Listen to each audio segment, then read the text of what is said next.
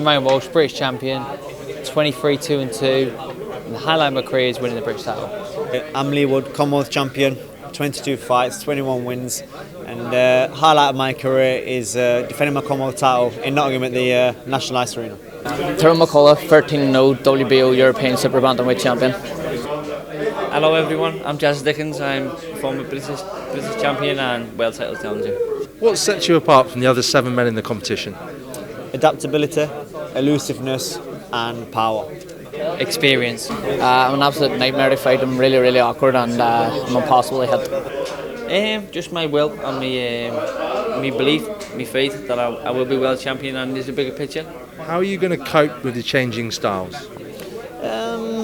It's just what we do. It's just how we train. I've been part of the Brendan Ingle system for many years, and how we train up there, we have 8 different sparring partners. We change every minute, different weights, different styles, and I think that's what's going to set me apart with this fight week. Being late notice to prepare, I'm already very adaptable anyway.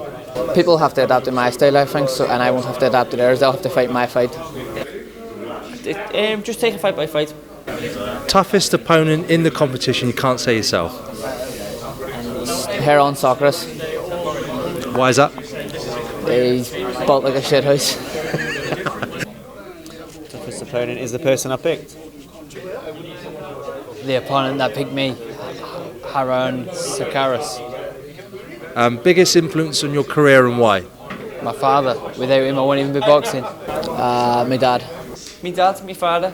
Directly beneficial, I'm going to say Brendan Ingle. What do you think you'd be doing if you weren't a boxer? What would I do if I weren't a boxer? Probably in the army. I'd be a failed footballer. Were you any good? I thought I was. Topped out at county level. A nurse. Tell us a little bit about that. So you're a qualified nurse? Yeah, well, not at the minute. I haven't renewed my PIN, but I'm qualified.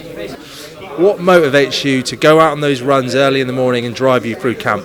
I love boxing with all my heart. It's more than anything. It's my life. Just what I believe for me, that is God's will, and that's that really. I believe He's got a great purpose for me, and I love to follow His guidance. And I'm competitive, but motivation-wise, I just want a better life for me and my family. Just want to be a world champion and stay on goal, and this tournament's going to go a long way to help me achieve that goal. What's your biggest pet peeve about boxing? Making weight. It was me, just the politics of it, people being avoided and, looking for easier fights, similar money. It's just a business. It's run like a business, whereas these tournaments, these structures, right, it pushes all that out, and you can't hide, you can't run the best fights the best. missing me kids. What do you crave most in camp?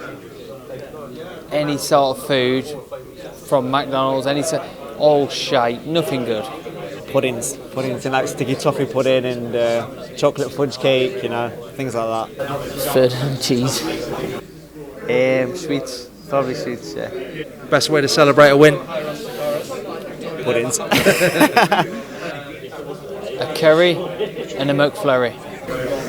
Go on the puss. Sweets. Last thing you think about before the bell rings? I'm just tunnel vision. I can't even tell you that. I can't even tell you. Sometimes I can't even remember the fight. Winning. Winning. Just let's go some more. Best way to control fight night nerves? Nerves are natural. It's part and parcel of fighting. It's just as long as they don't overcome you and get the better of you, then a bit of nerves is fine. As an advice point of view for other fighters, just remember what you're going through, they're going through. I haven't had fight night nerves since an amateur. Go with it, enjoy it. Tell us something we might not know about you. I was in the Beatles in 1975. We went through Miami and we done the tour. And we came back at me and after that, me and Ringo had a fallout, and that was that. I'm quite funny, but off camera. Recommend me something you're watching on Netflix or a podcast you like. Top Boy. The podcast has got to be Trish Dixon Boxing. It's brilliant. The Office, US Office, not UK. Is a Leggett podcast. Great. What's it called? Leggett. When are you most happy? Eating. Boxing with my family, and I've got 5 kids, do the math, work that out. That's one of my other favourite pastimes. Eating food. And I'm boxing, it's tough. Boxing's tough, You're making weight and it's fight week, and you're feeling a bit sorry for yourself and all that. But at the end of the day, if next year to come round and someone said, "Oh, you can't fight no more," I'd be devastated. I'd be devastated because I look back on that and I love boxing. What's your biggest fear? I'm going to quote a film here. The greatest trick the devil pulled was to make everybody believe he didn't exist. I'm not saying something out loud that someone can listen to and kill. Nah, no chance. The scales. Not eating food. Biggest fear, probably not being able to box here. What can winning the golden contract do for your career? Where's it going to propel you? It's going to push me right towards the world title fight, and hopefully in my own city of Nottingham at the City Ground. Carl Frutch from the same village as me, the same school, the same amateur gym. He done everything in British boxing, one of the best ever. And he won numerous world titles. So the only thing he didn't do was box at the Forest Ground. So I really like to tick that box and do something that he didn't do. Change it infinitely, because you go from being, just change it exponentially. It is exactly like a golden opportunity. It'll change my life. There's a contract with a massive promoter at the end, and the quality of the competition and the golden contract means that if you do come out of 3 fights unscathed, you're going to be in the top 10, maybe top 5 in the world with the people you've beat. Changed mine and my family's life. And finally, tell us why you're going to win on Friday night. Because I'm better. I'm going to win the tournament. I've got all the skills I need to win. My fitness is underrated. My power's underrated. My looks are underrated. Back me. Because I'm the better man.